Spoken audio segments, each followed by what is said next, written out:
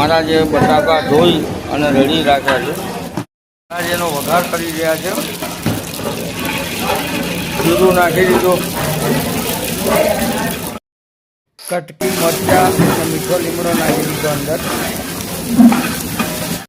વઘાર થઈ જાય એટલે બટાકા પણ નાખી દેવાના. હળદર નાખી દીધી અંદર, લાલ મરચાં પણ નાખી દીધા અંદર. બટાકાને સાંતળવાના આવી છે. સાંતળાઈ જાય એટલે પાણી નાખી દેવાનું.